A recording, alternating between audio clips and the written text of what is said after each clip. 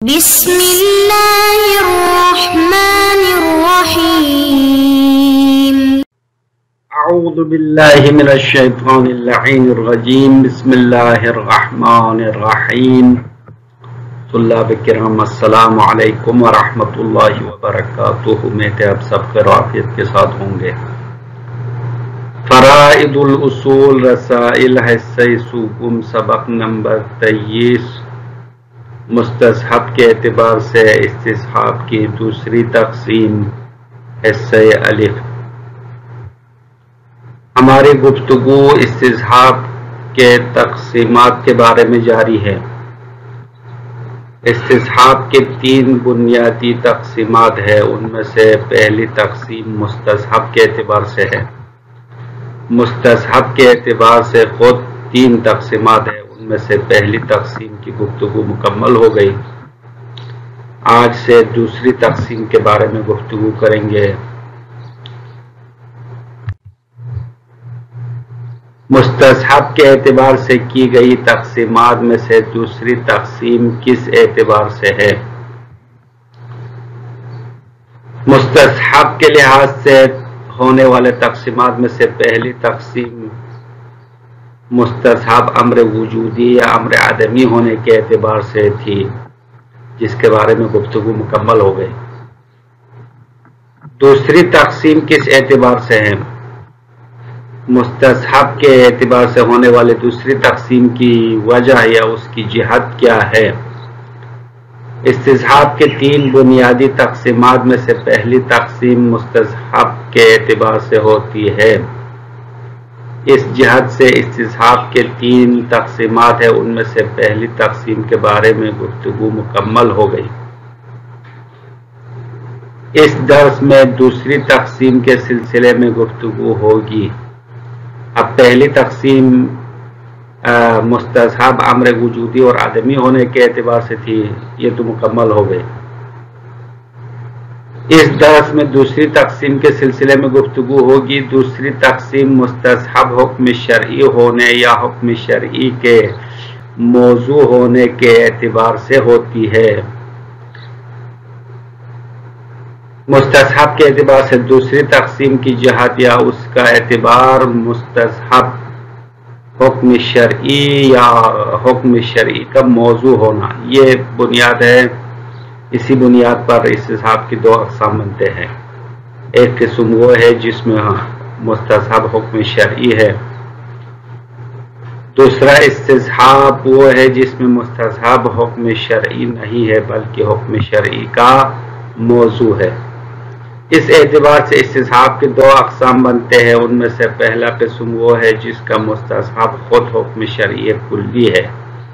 مثلا خود سے تغیر زائل ہونے والے پانی کی نجاست کا استصحاب کرنا حکم شرعی کلی کی ایک مثال ہے کہ اگر کوئی پانی پہلے اوصاف ثلاثہ بو، رنگ، ذائقہ میں سے ایک نجاست کے جیسے تبدیل ہو جائے، پھر کچھ عرصہ گزرنے کے بعد وہ تغیر خود بخود زائل ہو جائے، تو اس پانی کی نجاست کا استصحاب کرنا مستصحب حکم کلی ہونے کی مثال ہے، کیونکہ حکم نجاست حکم شرعی ہے. دوسرا قسم وہ ہے جس کا مستصحب حکم شرعی کا موضوع ہے.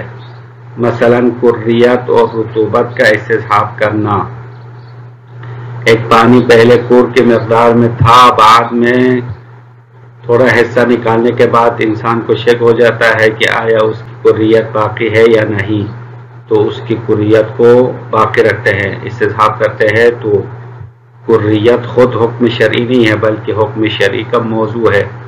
جب کریت ثابت ہو جائے تو اس کے بعد طہارت کا حکم اس پر لاگو ہوگا. جب تک اس کے اوصاف ثلاثہ رنگ، بو، ذائقہ میں سے کوئی تبدیل نہ ہو، پانی نجس نہیں ہوگا. تو یہ نجس نہ ہونا، پاک ہو رہنا، یہ حکم شرعی ہے. کریت اس کا موضوع ہے. اور رطوبت کا استصحاب کرنا، بطور مثال پہلے کوئی چیز مرطوب تھی، بعد میں شک کرتے ہیں کہ آیا وہ چیز خشک ہو گئی ہے یا رطوبت جاری ہے، تو یہاں پہ استصحاب رطوبت کو استصحاب کرتے ہیں. تو یہ رطوبت خود حکم شرعی نہیں ہے بلکہ حکم شرعی کا موضوع ہے.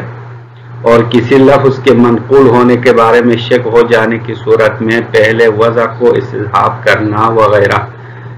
حکم شرعی کا موضوع استصحاب کرنے کی تیسری مثال یہ ہے کہ اگر کسی لفظ کے بارے میں شک ہو جائے کہ آیا وہ لفظ اپنے معنی لغوی سے منقول ہوا ہے یا نہیں ہوا، تو وضع اول کو استصحاب کرتے ہیں، یعنی معنی لغوی کو جاری رکھتے ہیں، تو وضع اول کا استصحاب کرنا یہ حکم شرعی نہیں ہے بلکہ حکم شرعی کا موضوع بن سکتا ہے۔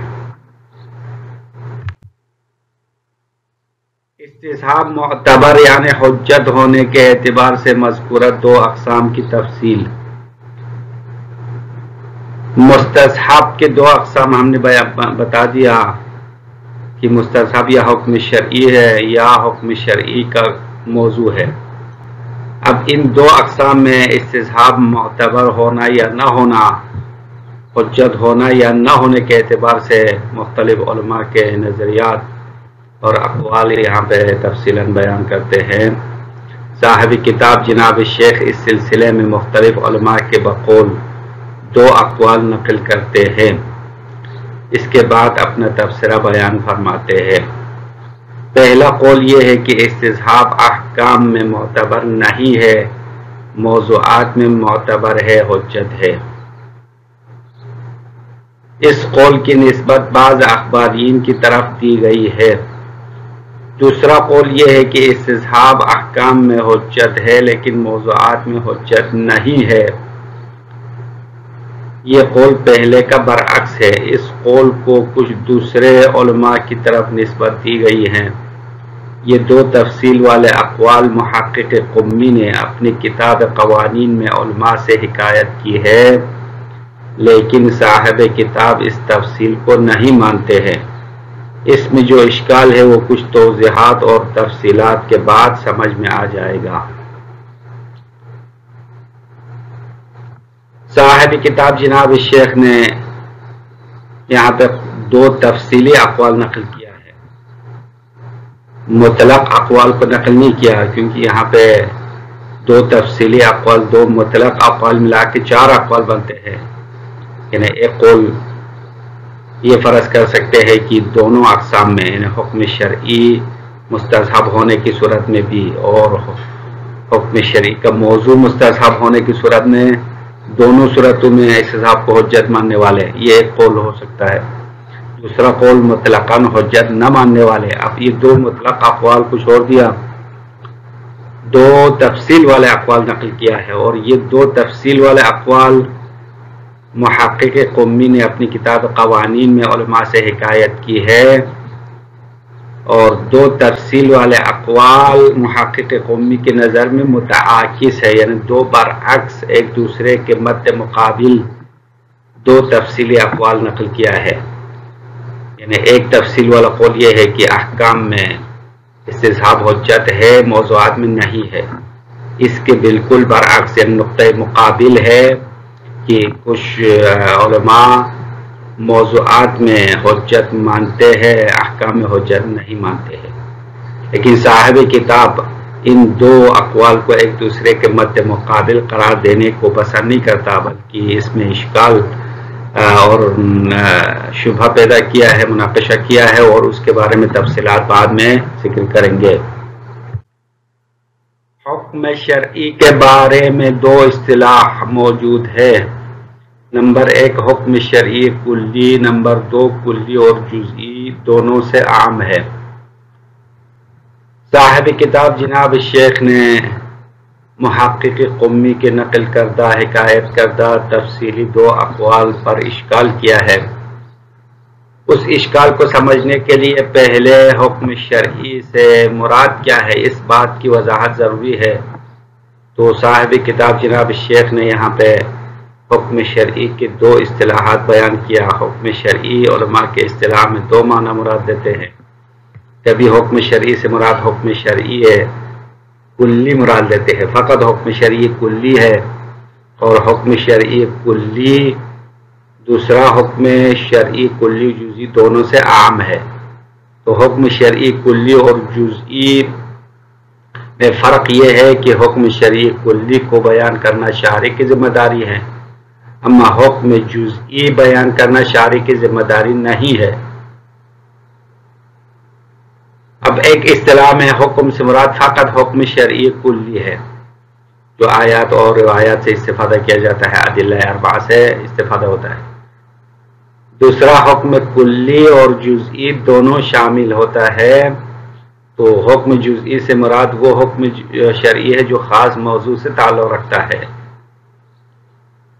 حکم شرعی کے سلسلے میں پہلا اصطلاح یہ ہے کہ حکم سے احکام کلی مراد ہے جن کو بیان کرنا شارع کی ذمہ داری ہے۔ مکلف کو اس حکم کے بارے میں شک ہو جائے تو اس کو شبہہ حکمیہ کہلاتے ہیں۔ مثلا کسی شخص سے مزی نکلنے کے بعد طہارت کا حکم لگانا، یہ حکم شرعی کلی کی مثال ہے اور اس حکم کو بیان کرنا شارع کی ذمہ داری ہے۔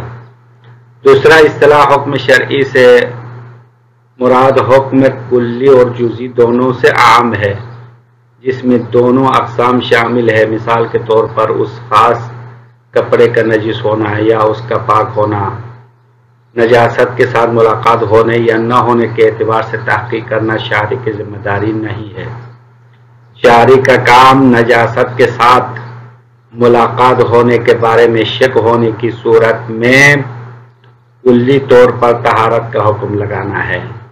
بس حکم شرعی کے دو اصطلاحات سے ہم آشنا ہو چکے ہیں، اب اس کی عبارت کا ترجمہ کریں گے۔ الوجہ الثانی، وجہ ثانی سے مراد استصحاب کی پہلی تقسیم مستحب کے لحاظ سے ہوتی تھی، ان میں سے وجہ اول مستحب امر وجودی اور آدمی ہونے کے اعتبار سے تقسیم ہوتی تھی، اس کی گفتگو مکمل ہو گئی۔ الوجہ الثانی سے مراد مستحب کے لحاظ سے دوسری تقسیم یہ ہے کہ ان المستحب قد یکون حکما شرعیا، بے شک مستحب کبھی کبھار حکم شرعی ہوتا ہے، طہارت المستحبۃ بعد خروج المزی، جیسا کہ مزی نکلنے کے بعد طہارت کا استصحاب کرنا۔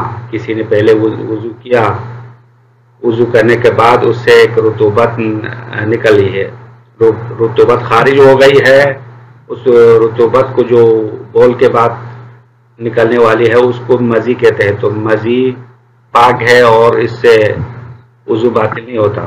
تو پہلے جو طہارت اور وضو کے بارے میں یقینی حالت ہے اس کو ابھی استصحاب کرتے ہیں، تو یہاں استصحاب حکم شرعی ہے، مستحب حکم شرعی ہے، استصحاب کا مستحب حکم شرعی ہے۔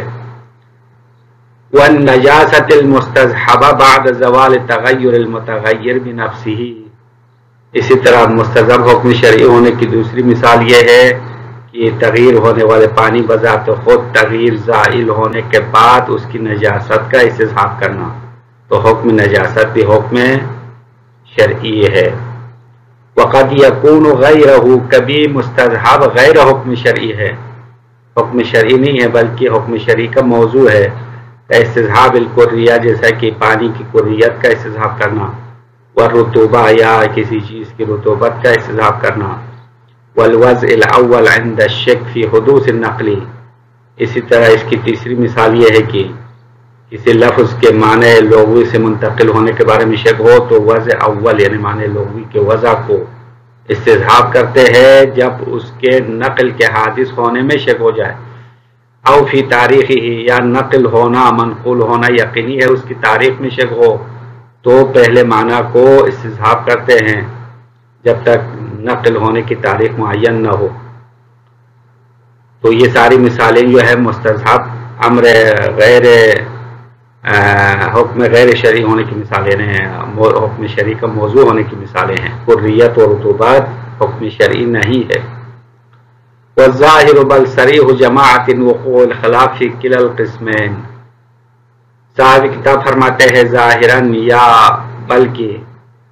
بلکہ ایک علماء کے عبارت کی وضاحت اور صراحت اس میں ہے کہ ان دونوں اقسام میں اختلاف واقع ہو چکا، یعنی اگر مستحب حکم شرعی ہو تب بھی علماء کے درمیان استصحاب کی حجت میں اختلاف پایا جاتا ہے، اگر مستحب حکم شرعی کا موضوع ہو تب بھی اختلاف واقع ہو گیا ہے، تو دونوں اقسام میں اختلاف کا واقع ہونا بعض علماء کی عبارت کی صریح ہے۔ نعم نسب الی بعض التفصیل بینہما، ہاں بعض علماء کی طرف ان دونوں صورتوں کے درمیان تفصیل کی نسبت دی گئی ہے، انکار الاول والاعتراف بالثانی، جیسا کہ اخبارین کی طرف یہ نسبت یہ ہے کہ انہوں نے پہلے کو انکار کیا، یعنی احکام میں استصحاب کو انکار کیا ہے، والاعتراف بالثانی موضوعات میں استصحاب کو مان لیا ہے، اعتراف کیا ہے۔ وَنُسِبَ إِلَىٰ آخر العکس، اور بعض دوسرے علماء کی طرف اس کے برعکس نسبت دی گئی ہے، یعنی انہوں نے احکام میں استصحاب کو حجت مانا ہے، موضوعات میں نہیں مانا۔ حکاہما الفاضل القمی فی القوانین، اور ان دو اقوال کو جناب فاضل قمی محقق قمی نے کتاب قوانین میں حکایت کی ہے۔ وفیہ نظرون، اور اس محقق قمی کی حکایت میں اشکال ہے، اور ان دو تفصیلی اقوال کو ایک دوسرے کا مد مقابل برعکس قرار دینا درست نہیں ہے۔ یظہر بتوضیح المراد من الحکم الشرعی وغیرہ، اور یہ نظر اور اشکال ظاہر ہوگا حکم شرعی اور غیر حکم شرعی سے مراد کی وضاحت دینے کے بعد۔ حکم شرعی سے کیا مراد ہے پہلے اس کی وضاحت دینا پڑے گا، اس کے بعد محقق قمی کے نقل کردہ تفصیلی دو اقوال میں جو اشکال ہے وہ ظاہر ہوگا۔ فنقول، پس یہاں سے تفصیلات شروع کرتے ہیں، صاحب کتاب فرماتے ہیں فنقول، پس ہم کہیں گے الحکم الشرعی یراد به تارۃ الحکم الکلی، حکم شرعی سے کبھی حکم کلی مراد لیا جاتا ہے، الذی من شأنہ ان یؤخذ من الشارع، حکم شرعی کلی کی شان اور اس کی صفت یہ ہے کہ وہ شارع سے لیا جاتا ہے، یعنی اس حکم کو بیان کرنا شارع کی ذمہ داری ہے۔ طہارت من خرج منہ المزی، جیسا کہ اس شخص کی طہارت کا حکم لگانا جس سے مزی خارج ہوا ہے، او نجاست ما زال تغیرہ بنفسہ، یا اس پانی کے نجاست کا حکم لگانا جس کے تغییر بذات خود زائل ہو گیا ہے۔ وَأُخْرَى يُرَادُ بِهِ مَا يَعُمُّ الْحُكْمَ الْجُزْئِيَّ الْخَاص فِي الْمَوْضُوعِ الْخَاص، کبھی حکم شرعی سے مراد وہ معنی مراد لیا جاتا ہے جو حکم جزئی خاص موضوع خاص سے تعلق رکھنے والا حکم بھی شامل ہے اور حکم کلی بھی شامل ہے، یعنی حکم بمعنی عام ہے۔ طہارت ھذا الثوب ونجاستی، جیسے کہ اس خاص کپڑے کا پاک ہونا اس کا نجس ہونا، یہ حکم جزئی ہے۔ فإن الحکم بہما، بے شک ان دونوں کا حکم لگانا، بہما یعنی طہارت و نجاست کا حکم لگانا، من جہت عدم ملاقاتہ للنجس او ملاقاتہ، طہارت کا حکم لگانا اس لحاظ سے کہ وہ کپڑا نجس سے ملاقات نہیں ہوا، او ملاقاتہ یا نجاست کے ساتھ کپڑا ملاقات ہونے کی وجہ سے نجاست کا حکم لگانا، لیس وظیفۃ للشارع، یہ شارع کی ذمہ داری نہیں ہے۔ نعم وظیفتہ اثبات الطہارہ کلیۃ، ہاں شارع کی ذمہ داری یہ ہے کہ حکم طہارت کو بطور کلی ثابت کرتے ہیں، لکل شیء شک فی ملاقاتہ للنجس وعدمہا، ہر اس چیز کے لیے طہارت کا حکم ثابت کرتے ہیں جس کے نجاست کے ساتھ ملاقات ہونے کے بارے میں یا ملاقات نہ ہونے کے بارے میں شک ہوتا ہے، تو شارع نے پہلے حکم کلی لگا دیا ہے کہ کل شیء طاہر حتی تعلم انہ نجس، ہر چیز جب تک اس کی نجاست پر یقین نہ ہو پاک ہے۔ اما کپڑا، آپ کا خاص کپڑا نجاست کے ساتھ ملاقات ہوا یا نہیں ہوا، اس کے بارے میں جستجو اور تحقیق کرنا شارع کی ذمہ داری نہیں ہے، خود مکلف کا کام ہے کہ مکلف خود تحقیق کرے کہ میرا کپڑا نجس ہوا ہے یا نہیں ہوا۔ السلام علیکم ورحمۃ اللہ وبرکاتہ۔